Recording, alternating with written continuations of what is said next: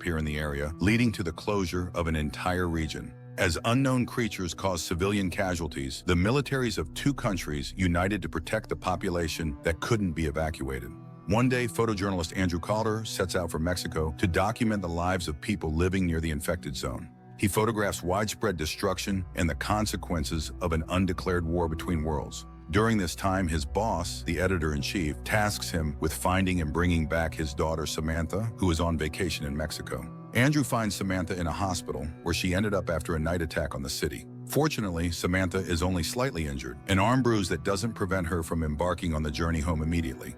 Andrew is very displeased with this assignment, as he had been waiting for 3 years for an opportunity to enter the zone and create the report of his life. However, he doesn't dare argue with his boss. He escorts Samantha to the train station, where she calls her father to let him know they are about to board the train. Her father asks to speak with Andrew, reminding him that his daughter is his top priority. Resigned to his fate, Andrew leads Samantha to the train. Along the way, he explains that he's been photographing everything he encounters, hoping to create an eye-catching report. Samantha, when asked about her activities, avoids the topic but flashes an expensive engagement ring, hinting at her social status. They travel all day. Samantha naps while Andrew captures intriguing scenes: military aircraft overhead, derailed train cars, and explosions lighting up the sky. Suddenly, the train halts due to issues up ahead and must turn back.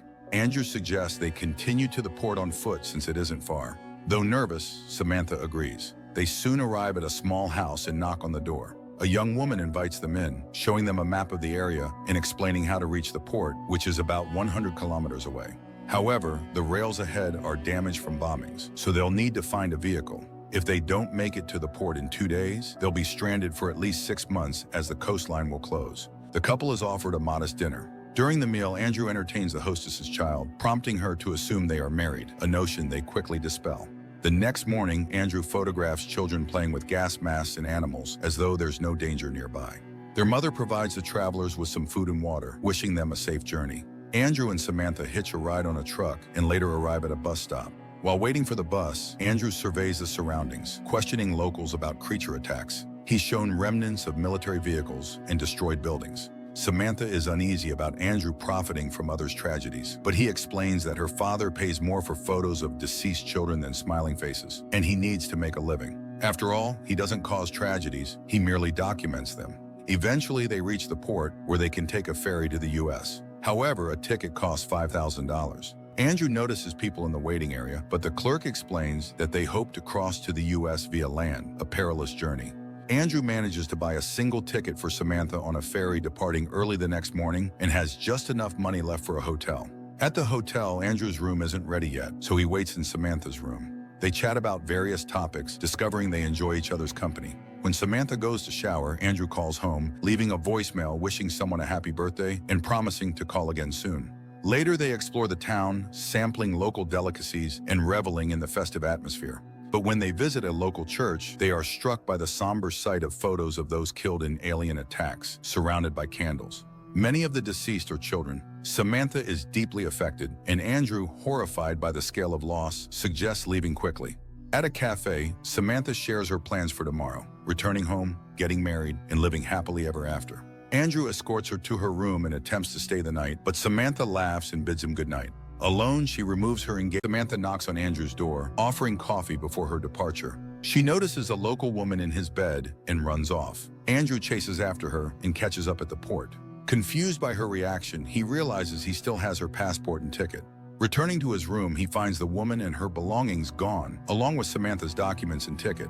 Andrew tries in vain to locate the thief and then pleads with the port clerk for another ticket, but there are none left, and the ferry won't sail again. Samantha suggests taking the land route, but it costs twice as much since they must pay for transport and guides, and they have no money. Desperate, Samantha offers her engagement ring, which covers the cost of the illegal journey. The pair begins their trek, traveling by car, boat, and then car again.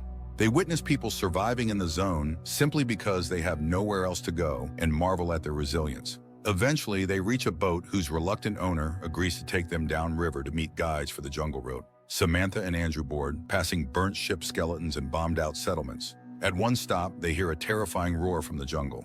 A soldier readies his weapon, while Andrew urges Samantha to hurry back to the boat. As they continue downriver, Andrew reveals he has a son who will turn 6 tomorrow. However, the boy lives with his mother and her partner, so Andrew doesn't see him often. Suddenly, the boat's engine breaks down, leaving them stranded until nightfall. In the darkness, they hear the eerie sounds of monsters in the jungle. Then, a strange object floats in the water nearby, a downed fighter jet.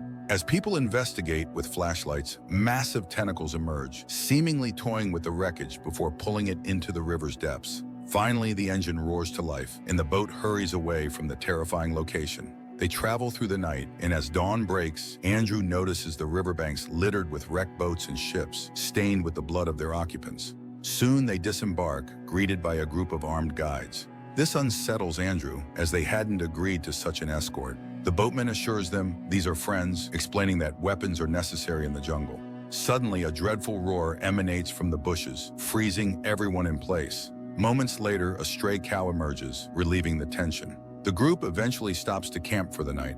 Around the campfire, the guides explain that they are only 90 minutes away from the wall separating the U.S. from Mexico, a structure built after the alien invasion. However, it's too dangerous to proceed at night, and they're also waiting for another family to join them. The men laugh at the American government, mocking the wall as a prison they've built around themselves. The guides share their experiences, describing monsters over 100 meters tall, which the wall would never stop. They mention that these creatures are less threatening on land, but far more dangerous in water. They despise planes, which the Americans use to spray chemicals in attempts to eradicate the aliens. The guides also reveal that all the surrounding trees are infected. They show Andrew and Samantha glowing fungal growths on the trunks, alien offspring that first sprout on trees, then travel via rivers to the oceans, where they mature and grow to massive sizes before returning to forests to lay eggs. The entire zone is contaminated. Returning to the campfire, the group lies down to rest. Alone with Samantha, Andrew apologizes for losing her passport so foolishly. She reassures him that she isn't upset. Andrew kisses her injured hand and suggests they get some sleep, as the next day will be grueling.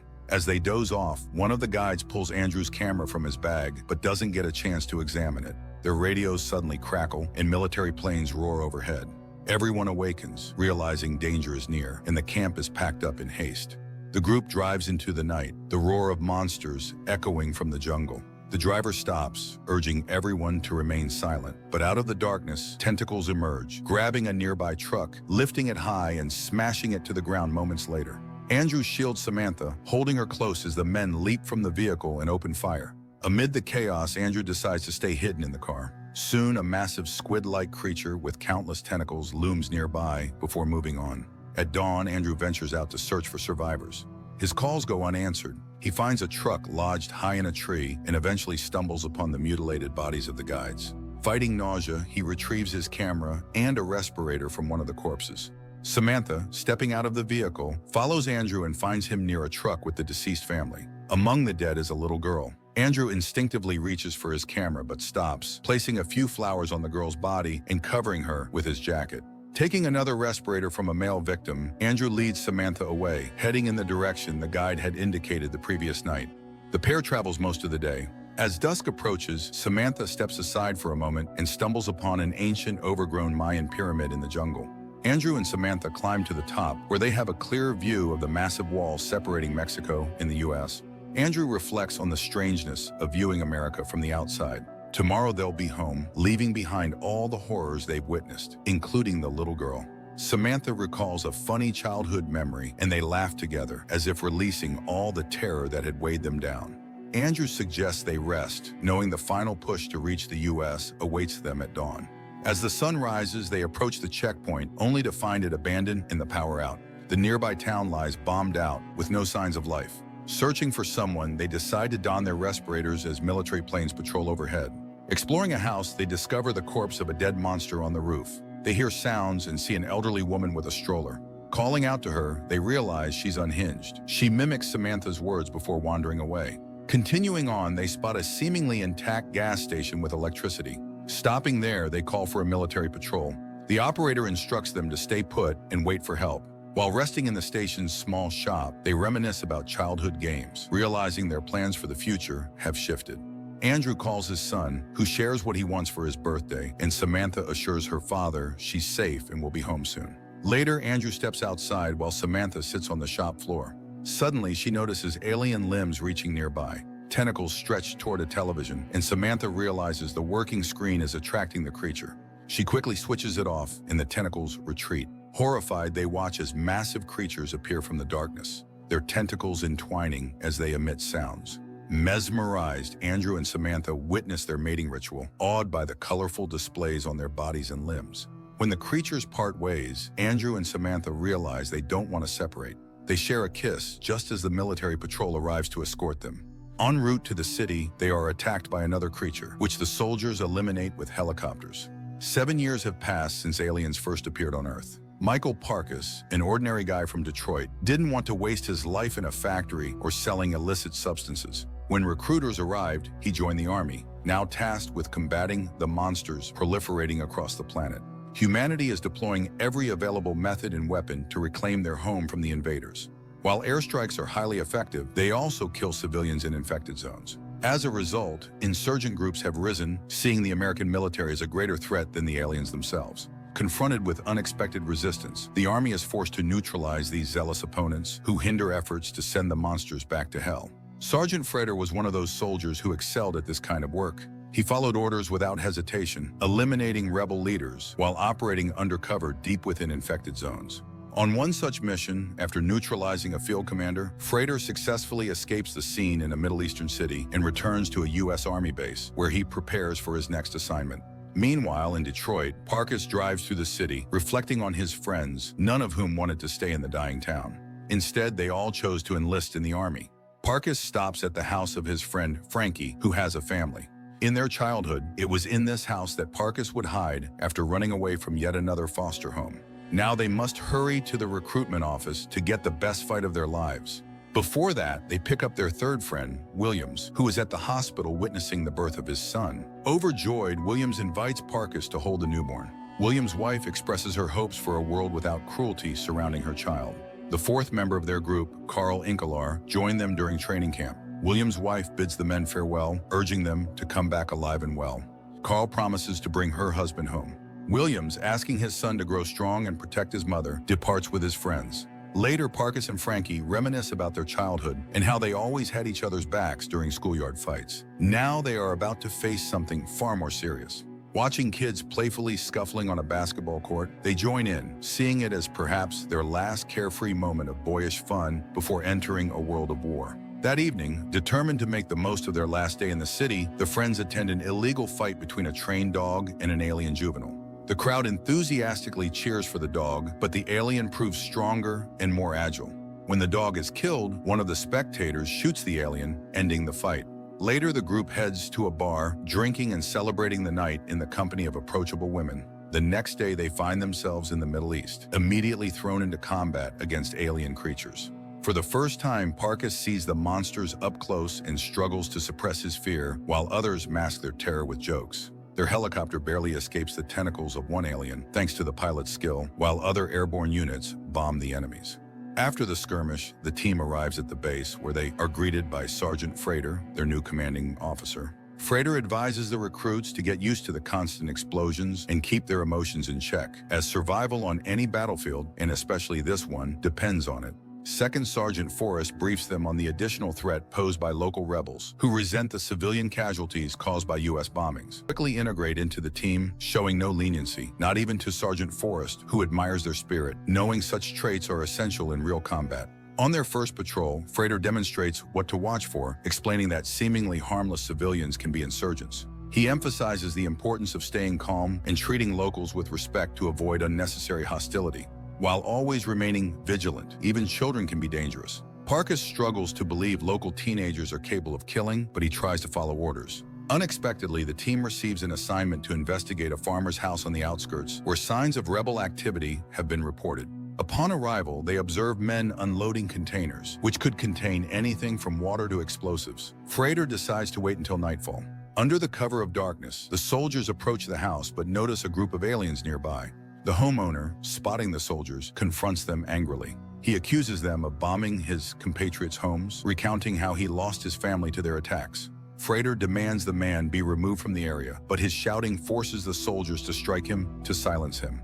During the argument, one of the massive creatures passes dangerously close. The soldiers open fire, killing it, while others destroy additional targets with rockets. After a brief but intense night battle, the team returns to base. Frater reprimands the recruits, furious that no one noticed the civilian man. He warns them that their bodies could have been sent home in flag-draped coffins if not for their luck.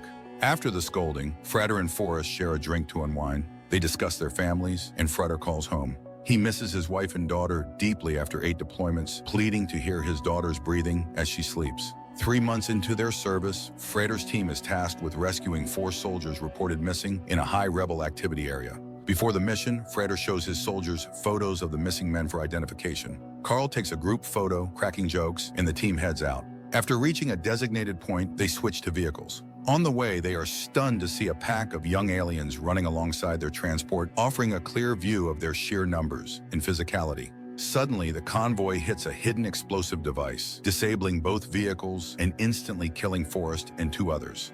Williams, dazed by the blast, crawls out of the wreckage but steps on another mine, which detonates, severing his legs. As the team comes under fire from rebels, Frater orders them to establish defensive positions. While soldiers return fire, Parkus carries Williams to the cover of a nearby dilapidated house, then rejoins the fight. Carl desperately tries to stabilize Williams but struggles to keep him alive. Sergeant Frater attempts to call for reinforcements, but he is informed that no support is available at the moment. Meanwhile, Williams succumbs to his injuries, leaving his friends in shock. Frater forces the group to leave Williams' body behind as orders come in to proceed to a designated point where an evacuation helicopter will soon arrive. Saying a brief farewell, the 4 remaining soldiers sprint through the desert and eventually find shelter in the ruins of nearby village homes. Exhausted and overwhelmed by the recent events, they collapse, questioning whether the rebels were targeting them or the aliens. Suddenly, a sniper's bullet kills Carl, and Frankie is injured before a group of rebels surrounds them. Realizing they could be executed on the spot, Frater orders Parkus to surrender. The rebels transport the captured soldiers to their hideout, tying them up and forcing them to watch as Frankie bleeds out before their eyes. Parkus screams, unable to bear witnessing his friend's death, while Frater commands Frankie to look him in the eyes and die with dignity. Frankie complies, and as Parkus tips his chair back in anguish, he hits his head and loses consciousness. Later that night, an alien attacks the bunker. Seeing the threat, a large group of rebels flees in vehicles. 2 remaining rebels approach the captives, intending to execute them. One is distracted by the commotion outside, while the other carelessly moves too close to Frater. The sergeant kicks him to death, frees Parkus, and orders him to head to the courtyard where some bikes are parked. Frater stays behind to check the rest of the building. Parkus says a quiet goodbye to Frankie before heading to the courtyard. On his way, he kills a guard. Outside, he sees the alien tearing apart the roof of the building, but is so mentally drained from the past 24 hours that he doesn't even think to run. Instead, he covers his head and waits for his fate. Frater appears and pushes him toward the bikes. They escape together, determined to complete their mission. Morning comes as the 2 soldiers ride through the desert. During a brief stop, Frater tries to snap Parkus out of his stupor, realizing the young soldier is still in shock and struggling to process the situation. Frater explains that they still have 80 kilometers to cover and must find the 4 missing soldiers, or their friends' sacrifices will have been in vain. When their fuel runs out, they continue on foot, heading east. That night, they take refuge in a bombed-out house. Frater questions Parkus about his family, but Parkus admits he doesn't know much about his biological father. Frater shares his own story, revealing that every time he returns from deployment, he takes the bus home and waits for his wife and daughter to open the door. On his last return, he saw fear in his daughter's eyes because she didn't recognize him, despite his belief that he's protecting her. At dawn, they move on and come across a wrecked school bus in the desert. While Frater searches the belongings of dead children for water, Parkus inspects the bus and discovers a boy still alive. He carries the boy outside, but realizes he may not be able to save him. Frater suggests helping the boy their way by ending his suffering. Parkus watches as Frater tries to smother the child, but when the boy grasps Parkus's hand, Parkus pulls the sergeant's hands away. Frater tearfully tries again, but Parkus stops him once more. Picking up the boy, Parkus stands uncertainly, unsure of what to do. Suddenly, a group of riders approaches. One of them, a woman, takes the boy from Parkus. The soldiers raise their hands, expecting to be killed, but the riders spare them, instead leading them to a river. There, the men wash off the blood and grime of the desert, regaining a semblance of composure. The soldiers are taken to a local village, where they observe the simple life of the residents and share in a communal meal. The villagers treat them kindly, offering freshly prepared food. As night falls, the soldiers are amazed to see aliens peacefully roaming near the settlement. Later, they sit by the fire listening to the villagers sing. Parkas watches as the villagers bury the deceased children. Frater, peeking into a tent, sees the boy from the bus dying and breaks down, weeping by the child's side. For the first time, he questions his purpose on earth and laments abandoning his faith in God. Meanwhile, Parkas follows a funeral procession and catches up with the boy's mother. She fearlessly approaches a hill where the corpse of a dead alien lies. Another living alien appears, seemingly trying to awaken its fallen companion. When it realizes the effort is futile, it releases a swarm of glowing spores from the deceased. The spores drift to the ground, burrow into the soil, and immediately begin to sprout new alien life. Parkas and the woman sit silently in the darkness, watching the hauntingly beautiful spectacle unfold. In the morning, Parkas wakes up to the woman gently stroking his head, as if silently thanking him for his actions. Later, he returns to the village where Frater greets him with a punch to the face, accusing him of forgetting their mission. Dragging Parkas to the tent where the boy's body lies, Frater sternly reminds him that sentimentality has no place in their duty. The men set out for a nearby settlement. Along the way, they encounter a boy carrying a tin can, inside of which he is hiding a small alien. Parkas is baffled by this, but the boy releases the creature, which scurries off into the sand, reminding them that it, too, is just a child. Reaching the neighboring settlement, Frater spots a child playing with a real assault rifle. Demanding to know where the weapon came from, he follows the boy to a house. Inside, they discover the bodies of local villagers wrapped in shrouds, victims of a recent bombing. Among them are the remains of the 4 American soldiers they had been searching for. Realizing his mission has failed, Frater storms into the room where the surviving residents are gathered. He furiously demands to know who killed his men, shouting that he has no business being on this cursed land when he should be at home with his wife and daughter. Losing control, he brandishes his weapon, threatening the villagers. When they fail to understand his words, Frater, consumed by rage, shoots one of the men. The others cower, trapped with nowhere to hide in the cramped room. Realizing that Frater is on the verge of massacring the entire family, including the children, Parkas has no choice but to shoot him to stop the slaughter. The terrified villagers flee, leaving Parkas alone with the wounded sergeant. Frater stumbles out into the street, heading toward the evacuation zone, with Parkas trailing behind. Overhead, a flock of birds takes flight. Frater gazes at them, then tears off his military uniform before collapsing lifelessly to the ground. Emotionally drained, Parkas looks on as an enormous alien monster emerges from the earth with a deafening roar. At the same time, the evacuation helicopter appears in the sky, rescuing Parkas and taking him back to base. The film is good, but it deceives the audience, as its primary focus is not on monsters, but rather on an unflinching portrayal of the brutality and futility of war. It vividly depicts the grim lives of soldiers, stranded in the middle of nowhere and fighting an